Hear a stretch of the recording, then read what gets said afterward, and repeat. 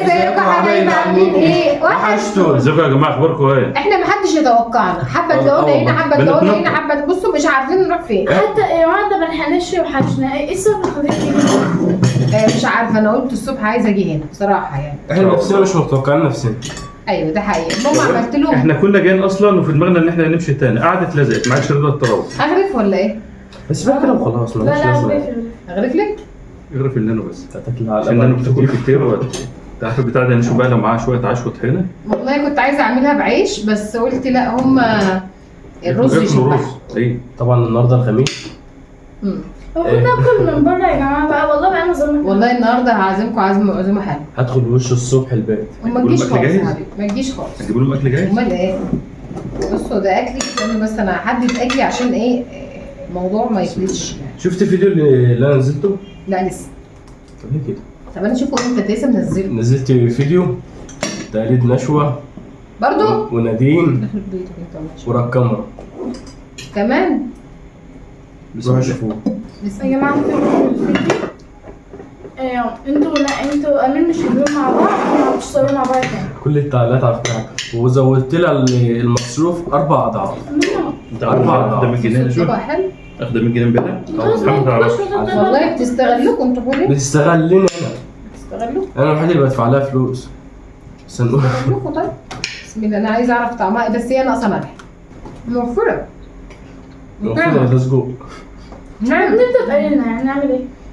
النهارده الخميس عامله لهم عشاء جامد عشان النهارده خايفه اقول ما يكسفوني.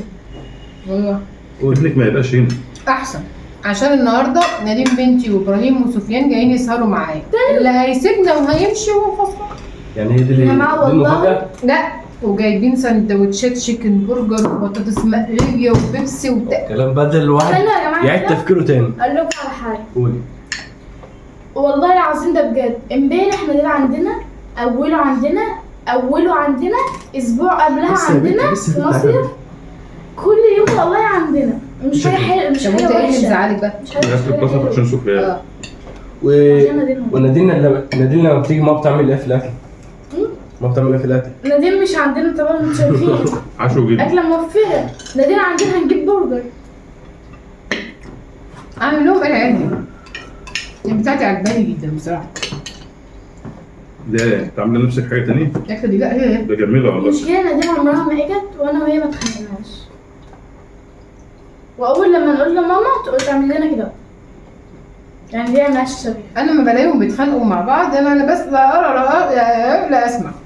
طب ليه انا ونادين ما بنتخانقش؟ طول عمركم كده. طب ليه بقى؟ ما عشان نادين عندها اسرار العقليه والعكس. لا طول عمر امير ونادين ما يتخانقوش، وطول عمري يعني انا وحشه؟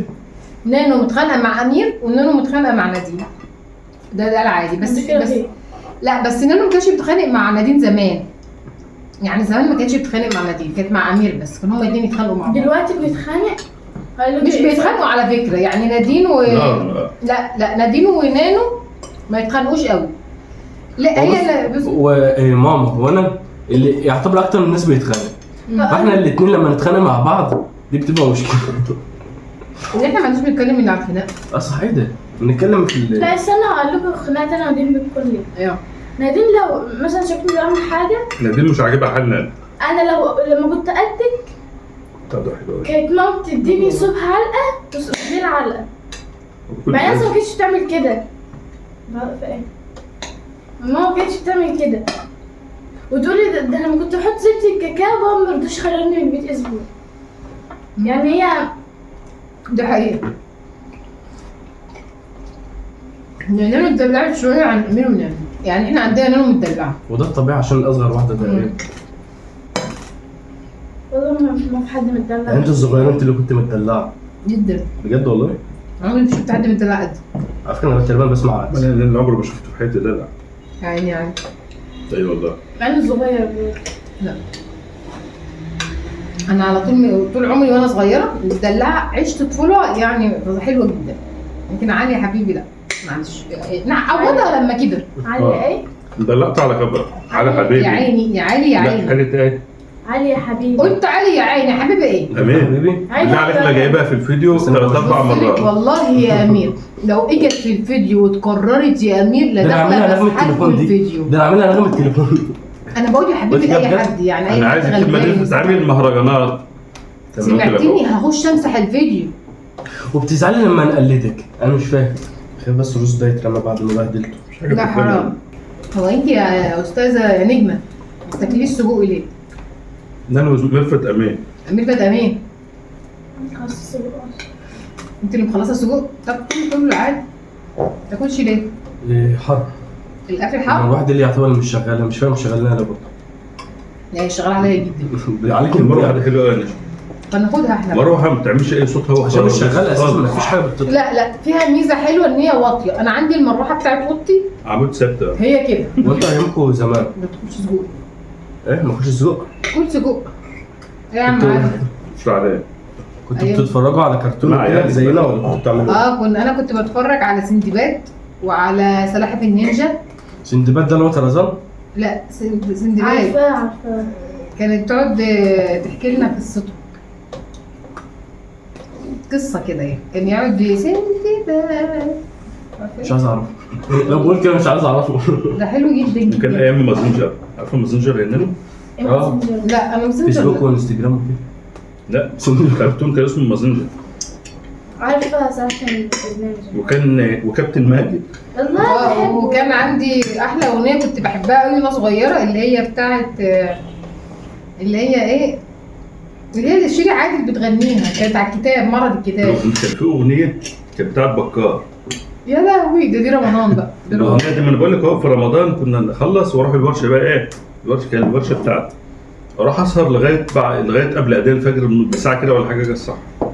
الاغنيه دي نشوه تخيلي لو ما سمعتهاش ما اعرفش اشتغل. انت هي كبير. مين؟ اللي بتاعت دي وانا كبير لما كنت في الرايق وصغير. هي والله العظيم. والله يا نشوه لما سمعت الاغنيه دي ما اعرفش اروح اشتغل. احنا هي حاجه عندنا غريبه. انا في السنين اللي انا عشت فيها مع علي واحنا متجوزين ما عشناش رمضان حلو قوي يعني. لانه كان علي عنده في رمضان الايام بتاعته كانت على طول شغل. يعني يفضل يصحى من النوم ينزل على الشغل يجي على قبل الفطار بنص ساعه ينام نص ساعه يصحى يفطر الفطار بتاع المغرب ينزل ما يجيش الا ساعه السحور بس. كنت مع ان بشوف كان معظم الناس بيشتغلوا بالليل بس. وساعات بيشتغل كمان بالليل وبالنهار. وساعات كمان بعد السحور كان يقوم ينزل يطبق شغل. والله. فكانت ايام عند علي صعبه. طب دي يعني اسمه يطبق يعني بتطبق يعني يومين يعني. كنت دلوقتي ما عادش فاهم. مش عارفه اصلا الورش. حتى ايامك ما كانش في سبونج بوب وكده؟ لا كان لسه ما طلعت. الحاجات دي بقى وايام انتوا صغيرين بقى كان انا عايشه معاكم ايه بقى طيور الجنه. هتقولوا جنة دي اللي جابت لنا توحد. والله العظيم طيور الجنه دي انا حفظتها كلها طول ولادي. وكان في كرتون هما بيحبوه طول النهار. طب كان فيه بتاع كانت نشوه ما تعرفش تنعس بالليل اللي عليها.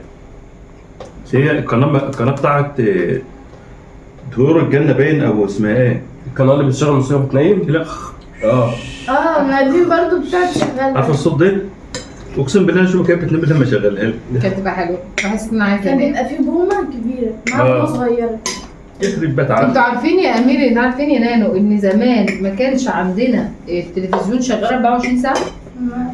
الساعه 12 التلفزيون يقفل ما عادش حاجه بقى. الخميس هو اللي اليوم المفتوح ما بيقفلش. يعني مفتوح بيتقفل من عندكم ولا هو القناه بيتقفل يعمل عموما ترميم كده. الساعة 12. اكنك شايل الجاكيت اللي في التلفزيون. ده حاجه حلوه دي. الساعه 12 غصب عنك تنام. غصب عننا ننام. لا موبايلات بقى ولا اي حاجه خلقها ربنا خالص نهائي في الحياه. كنتوا مرتبطين ببعض قوي يا زياد. بلاقي الساعه 12 ده كنا كلنا نمنا. ايوه كان القناه الاولى والقناه الثانيه. والقناه الثانيه كانت تقيله شويه ما بتجيش رايقه. كانت لا بتلعب كده في التلفزيون. لا عندنا كانت القناه السادسه. بقول لك اهو البني ادم المبسوط بقى اللي هو اللي جايب بوستر واريال اللي هو الفراشه اللي على السطح دي كان يجيب ايه لغايه القناه السادسه. واسرائيل عالم قناه اسرائيل 2 واسرائيل 1. رحنا في ده. ودينا بتاع هي كان ايامها كده. احنا عمرنا ما شفنا دي. احنا كان عندنا الاولى والثانيه والسادسه وفي قناه اسمها النيل تي في باين ولا نايل. لا ده الحاجات ده فرافيري. لا بتكلم على الحاجات دي من زمان ايامنا. كنتوا بتتفرجوا على قناة إسرائيل؟ كان بيجيب لا. افلام اجنبيه وكده يعني. لا ما عندناش. بابا مش احنا. محسسين ان انا مشرك، لكن هو يقولوا ده اللي كان موجود. عمرنا ما شفناها دي. فكنا بقى ايه القناه دي، كنا نمشي كده نبص على السطوح كده يا ناس، ده فلان جاب بوستر. يا سلام. اقسم بالله. يقول لك على حاجه، عارف انت الدش الحله الكبيره اللي هي كانت بتجيب ال 14 قمر دول، كان واحد عندنا في البلد جابها عند البيت القديم ده، اول واحد كان يدخل البلد. فالمهم بقى ايه، فجابوا يا نشوى، فاحنا عايزين نروح نشوف يعني ايه دش. كل شويه نروح نقعد تلاقي الناس واقفه تبص على السطح بتاعه كده، والله العظيم. ايام الدش ده. الدش ده حاجه غريبه. كنت انا اول جوازي قعدت سنه كامله ما عنديش دش بقى، عندنا اللي هو البوستر العادي اللي هو علي بيقولوا عليه الاريال ده. فكنت اروح، كانت حنان ما شاء الله، حنان اخت علي كانت من الناس المبسوطه في البلد بجد والله. فكنت اروح اقعد اتفرج عندها على الدش، ما كانش عندنا لا في بيتنا ولا عندها. واحنا برضه كنا بنروح نتفرج عندها. احنا ايه يا بلاد؟ والله كان عندك في بتتكلم في بدايه جوازنا. لا ما انا جبته على طول، جبته من قبل ما خالد نديم. طب ليه كنتوا بتودينا نتفرج عندها؟ هناك كانت العيال كلها بتتجمع ممكن العيال بتتجمع. المهم بقى فكان عليه ديون لأم لا اله الا الله. اي عريس كان زمان بيتجوز بقى مديون، لان هو كان هو اللي بيعمل بايده، هو اللي بيشتغل. فكان مثلا عليه جايب الثلاجه قسط، جايب الخلاط قسط، جايب الحاجات قسط كده يعني. الزفه نفسها كنت جايبها اشوفه. ففي الفتره دي بقى فكان عليه الفلوس لأم لا اله الا الله. كانت امه كل شويه تيجي تزعق له، ليه؟ كانت هي امه الله يرحمها هي اللي ايه، كان معظم الناس يستقربوا فيروحوا لامه يشكلوهم. فهي هم عارفين بيت امه يعني. فالمهم في يوم من الايام علي عايز يجيب لي هديه، فكان عارف ان انا نفسي في الدش قوي، فراح جاب الدش ده قسط. كان غالي جدا، غالي قوي. كان 14 قمر، ان هو تختار القمر وتقعد تبحث عنه يعمل ايه اللي هو بقى الكبير بقى ومش عارفه ايه. كنت فرحانه وطايره، ما كنتش عارفه انام، ما نمتش اصلا طول الليل قاعده على الدش فرحانه بتفرج عليه لحد الصبح. اول ما النهار طلع لقيت الباب بيخبط. مين داخل؟ ماما. ازيك يا ماما، عامله ايه؟ والله ما هي داخله. ازيك؟ ايه هو الدش اللي البلد كلها بتحكي عليه ده انتوا اللي جايبينه؟ قلت لها يا ماما. كانش لسه منتشر في البلد عندنا. مش فاهمه حاجه، مش عارفه. اداني ده علي اللي على فلوس لأمك لا اله الا الله رايح يجيب دش. اقول لها يا وليه والله ما دفعت غير مقدم بس. فضلت ابص له. بصي انا يعني جو جديد عليا وانا ما شفتوش قبل كده ومش عارفه في ايه. وهما الاثنين الشارع كله اتفرج علينا، قعدت على السلم وزعقت واتخانقت. وهو لا خلاص يا وليه، خلاص يا وليه فتحتني. تقول له انا عايزه فلوس اللي عليك للناس، ما دام انت جبت دش يبقى انت معاك فلوس. والله العظيم انا في الفرح بتاعي وانا ماشي في الزفه جنب عروسته بقى، انا وناش لقيت الراجل جاي بيقول لي اعمل حسابك في 400 جنيه، والله هلم عليك الدنيا دلوقتي بجد ومش تهريج. قلت له يا عم سيبني افرح، سيبني افرح. فلما لقيت المشاكل كده كانت خناقات كتير قوي. فكان علي جايب لي شبكه دهب، شبكه دهب يعني انا عمري في حياتي شفتها عند حد بجد والله العظيم بجد بدون مبالغه. يعني طب يا نشوى منين هو ما كانش معاه فلوس ومنين كان بيجيب شبكه؟ هو كان بيشتري، هو كان بيحوش عشان يجيب الشبكه. فلما جاب الشبكه جاب شبكه كبيره، ففضل يحوش عشان يتجوز في اسرع وقت. هو كان خاطبني ان هو يقعد 3 سنين خطوبه، احنا قعدنا سنه ونص. ومنا متجوزين. وفضل بص طلعت في دماغي، رحت لابوه كان بيفحت في الصخر زي ما بيقولوا عشان يشور. احنا مش يا عم متفقين على مده معينه. قلت له معلش اقف جنبي انا عايز اتجوز وعايز اخلص بقى. فكان مشور نفسه بيجيب كل حاجه. فالمهم بعد اسبوعين من الفرح وخايفه من بابا بقى، فالمهم لقيتهم طول النهار امه بتتخانق معاه على قصه الثلاجه، وفلان ده فاكر صاحبه الثلاجه انا شويه، وصاحبه الثلاجه كانت بتيجي تزعق. كنت جايب ثلاجه عرض كده اهو، فاكراها؟ والله. وكانت قصير وبتاع الخلاط اقسم بالله جاي يزعق. وبتاع الفرح جاي والنقاش كل يومين الاقي فيه مشكله، كل يومين الاقي فيه مشكله. فانا مش عارفه يعني جو برضه ما اعرفوش. المهم فايه نزلت من وراهم كلهم، من ورا ام علي. المهم رحت بعت غواشتين ورحت قامت ام علي قالت لي بس هاتيهم بقى عشان نسد اللي علينا. انا بقى ما كنتش اخبي اللي هي مثلا 100 جنيه اشايص بيهم بنفسي، لا واشتري هم بتوع من بتوعي. رضانا الناس بقى اخدوا بقى وهم بقى قعدوا بقى قسموا بقى انا ما اعرفش تفاصيلهم يعني، ما اعرفش مين عليا يعني. ممكن كنتوا يحكوا عليا اصلا اخدوا فلوس وجابوهم. لا يا ابني قعدوا بقى كل شويه حد ينده اقول له شو اقول له ما فين. فاكر مره واحد صاحب علي، هو قريب ابراهيم دلوقتي. المهم فكان جالي قال لي علي فين؟ قلت له علي بس ده كان عايز شغل مش عايز فلوس. علي فين؟ قلت له علي ما هوش هنا. قال لي يا شيخه ده انت هتخش مرق وقلنا انت كل يوم تكذبي عليا. قلت له انا هكذب عليك ليه؟ وعلي فين؟ لا انا مانيش جاي مش عايز فلوس، ده انا جاي اديله فلوس. قلت له جاي اديله فلوس ثانيه. طب استنى خليك كنت داخله اقول له جاي من يومين حد الان كل ما يشوفني يضحك. بفكرك بالله حتى هو اللي عمل اللي انا بحكي لكم عليه كان عامل اوضه نوم.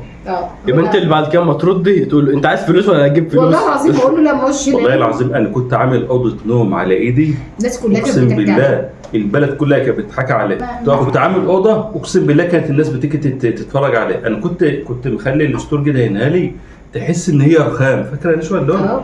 يعني تبص على الكتف القيمه دي تحس ان هو معمول رخام مش خشب. كانت الناس كلها تيجي تتفرج على الاوضه دي وعايزه تقلد الدهان بتاعها. كان حاجه غريبه عمر ما حد شافها. بابايا تعبان قاعد قاعد في البيت ما بيتحركش، فما جاش شاف شقتي. فاحنا كنا زمان عندنا في الافراح بنصور الشقه فيديو مكسر كده اللي هو شرايط الفيديو ده شريط شقه العروسه نفرشها ونقعد نفتح الدواليب ونفتح الدواليب في المطبخ ونصورها وكده. ما كانش في تليفونات كان بيجي لا مصوراتي بيجي بعد ما تفرش الشقه يجي يصورها. ايوه ولازم في اخر الفرح في اخر فيديو الفرح تشوف الشقه. فيديو هو كان فيديوهات زمان كان كده. فالمهم بقى لما شريط الفرح اجت وكده اخدت الفيديو بقى ورحت افرج بابا على شريط الفرح، قعد يتفرج على الشقه قال لي اوضه النوم دي عايز تحط في قصر مش عايز تحط في شقه. كان مبهور قوي. احكي حاجه ولا انت ما بتتهرجيش من اصلك صح؟ شفت الاوضه ولا لا؟ لا ما تفتكروهاش. ايوه ده الاوضه دي يا جماعه كانت اوضه فعلا، يعني انا بيتهيألي لو عملت كل يوم 100 اوضه ما اعرفش اعمل اوضه زي دي متكلفه. فالمهم الاوضه ده كنا بقى خلفنا نادين، فعايزين بقى نقدم لنادين في حضانه والدنيا كانت قامت واقفه معايا قوي، ما فيش قدامي حل خالص ولا اموت وما استلفش من حد فلوس. مش الرز ده. المهم فقمت بقى انا ونشوى اتفقنا ان احنا نبيع اوضه النوم ده وان شاء الله ما ربنا يسهل الامور علينا نبقى نجيب واحده ثانيه. انت بايعين الاوضه فاكره؟ قعدت سنين. قعدنا سنين بقى ازاي بقى يا جماعه؟ 5-6 سنين. بصوا قاعدين من غير دولاب، فكنا جايبين بقى عاملين مسمار هنا. لا ده اخر مرحله. انا عملت 500 دولاب ومسمار هنا وعلق عليه هدوم زي منشر متعلق عليهم الحاجه. فلو حد اجى يزورنا نقفل الاوضه دي ما نرضاش نفتحها. كان منظر محرج بجد والله. مش محرج والله. الايام ربنا بيعوض وبيكرم والله. فضلنا فتره كبيره اصلا هدومنا ده كنا حاطينها كده على ونايمين على المرتبه على الارض مش او المرتبه حاطينها على الارض. ده الكلام ده مده كبيره وما حدش يعرف عننا حاجه. يعني مثلا حد اجى يزورنا ولا حاجه يقعد في الصاله، انما اوضه النوم كده احنا بنقوم قافلين. وعايزه اقول لكم برضو الناس كلها كانت شايفين ان احنا ناس هاي وناس لبس وخروجات. اقسم بعزه جلال الله يعني كنت اخرج انا ونشوى مع ناس احنا ما نجيش اقول لكم عليها 1 في ال1000 منهم. احنا كنا برضه احنا بالنسبه لهم ما فيش. نخرج معاهم ونتمشى ونتعشى ونروح ونيجي ونعمل كل حاجه الحمد لله. هم استحاله يقتنعوا ان احنا ظروفنا واحنا في ذلك. اخواتك البنات كانوا يقولوا ايه؟ ما كانوش يصدقوا ان علي مش معاه فلوس. ليه؟ لان كنا بنلبس برضه وبنخرج. ما كناش بنحوش جنيه. بس كناش نحوش ولا ما كناش نحوش جنيه بس عايشين. ايوه عايشين. يعني يوم الخميس ده علي عشينا بره لازم العشوه الحلوه وياخدنا السوبر ماركت نشتري كل واحد فيهم حبه حاجات حلوه شيبسات وبسكوتات. احنا طول عمرنا دي حلويات. كل عيل من عيالي كان لي مثلا 20 جنيه او 15 جنيه. لو الدنيا بشبشه معايا او قابض ادوم 20 جنيه وانا كنت شادهم 20 جنيه. ديت عايزه تدوم 10 فكنا نخلي الدوم 10 20 دي كان زمان حاجه برضه. كان رقم. كل واحد بيجيب شنطه حاجات حلوه كنت بتجيب شيبسي وعصير وشوكولاته ومش عارفه ايه وحاجات حلوه قد كده. السوبر ماركت فاكره ان الكلام ده ما كان بيديني برضه. وهي بتاخد زي كانت بتصرف 50 جنيه. كان يديني 50 جنيه وكان يدينا 50 جنيه اروح اشتري حاجات ليا. كان البيت كله مستني يوم الخميس ده عشان عارف ان انا هفرحهم بقى يروحوا السوبر ماركت.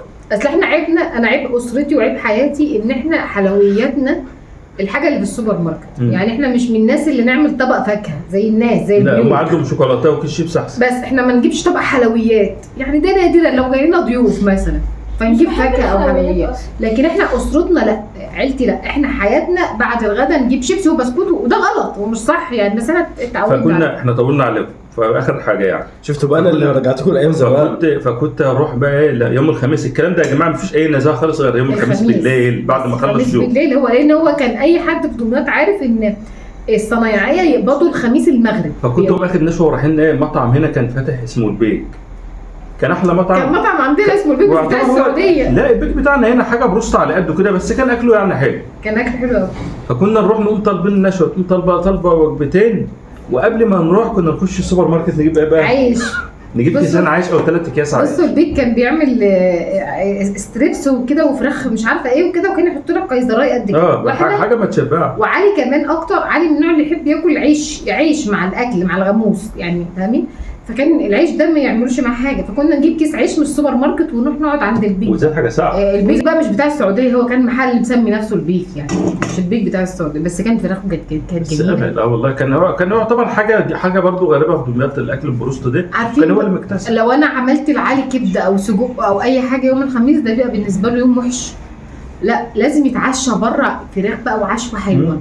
والله كنا زمان قبل البروستات والحاجات دي ما تطلع كنا نروح ناكل فراخ مشويه وكفته وكباب كده، كان الخروجات زمان كباب وكفته وفراخ مشويه. نشوى بقى المحبه لما بدانا بقى نتنصح وننضج وكده، كان طول يوم الخميس تقوم رايحه جايبه نص كيلو كبده مثلا وتقوم محمرها لنا في البيت. ما عادش ده كان يتضايق، هو ما بيحبش كده، يحب يوم الخميس يخرج ويحب لا الناس ببقى مطلع عين اللي خلفوهم طول الاسبوع، فببقى عايز ابسطهم بقى يوم الخميس. وهو كمان كان بيبقى تعبان طول الاسبوع، شغل كان يوم اجازته كانت الخميس من بعد المغرب تبدا بقى السعاده في حياتنا لحد فاكره يا نشوى كنت يوم السبت الصبح يبدا يروح شغل. كنا يوم الخميس مثلا تلاقي الساعه مثلا 6 الصبح كده ولا حاجه، النهارده يا جماعه هتقعد معايا اقسم بالله يا جماعه بحسن وتقعد تزقطط ونبقى مثلا يعني اقسم بالله ما بكذب عليكم، كنا نقعد بقى ايه تقعد قاعده فرحانه ومبسوطه. يوم الاربعاء تقول ليه يعني بكره الخميس، ايوه احنا كنا بنقعد وهتقعد بقى معايا من يوم الخميس لاخر النهار لما يوم السبت الصبح يعني.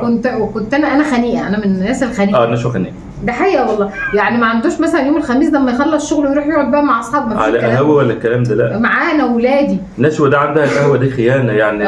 والله انا واولادي معاك. اصحابك عني انت بتشتغل طول الاسبوع واحنا ما بنتكلمش، ما حدش فينا اتكلم. خدت اجازه تقعد معانا تفسحنا وتخرجنا وتاكلنا ونقعد قعدتي في بيتي نتفرج على التلفزيون على شويه فشار وشويه اي حاجه كده. نتفرج على الفشار؟ لا ناكل فشار. ولا كوبايه عصير ياه، ولا يوم الجمعه بعد الغدا طبق فاكهه الكوكتيل الفاكهه ده، دي النزاهه بعينها. والله كانت رجعتنا الايام حلوه والله. الحمد لله، كل ايامنا حلوه ان شاء الله. كل ايام لها خيرها ولها رونقها. اي ايام بتعدي مهما تكون كانت صعبه اما بتفتكرها بتقول الله دي كانت جميله قوي. ايوه والله، مع ان انت ما كنتش عايشه جميله قوي. يعني تلاقي الواحد كان طفحان الدم في الجيش والحر والقهاش يقول لك كانت ايام حلوه، يقول لك يا ايام الجيش ما اعرفش. انا لما سافرت الحج وانا في الحج، اثناء ما انا في الحج بقول لك اصلا ما ينفعش ان انا اقول ان الحج صعب، بس هو كان الحج صعب، كان صعب جدا. وانا ماشيه هناك بالحج قلت الحمد لله ان هو ربنا شرع لنا ان الحج ده مره واحده، عشان الواحد بني ادم مش هيقدر يعمله مره ثانيه، وانا ما اقدرش ان انا اعمله مره ثانيه. بعد ما جيت من الحج بشهر واقول انا عايزه اطلع حج دلوقتي، يقول لي مش كنت بتتبهدلي هناك؟ اقول له مش ده، انا عايزه اطلع حج دلوقتي وانا عايزه اتبهدل، نفسي اتبهدل واعيط واتبهدل وعايزه اطلع حج دلوقتي. ربنا يكتبها لنا ويكتبها لكم. مع انه هناك كانت عايزه تجيلنا، وانا هناك اول ما دخلت في حس الحر في عرفه ومفيش خيمه ومفيش حاجه ومفيش بصالة، كان طلع حاجه نظام كده ما كانش منظمه ولا في حاجه، والشمس وعايقه. كان كل سنه وانتم طيبين وعقبالنا الحج السنه الجايه ان شاء الله. اللهم امين. السلامه.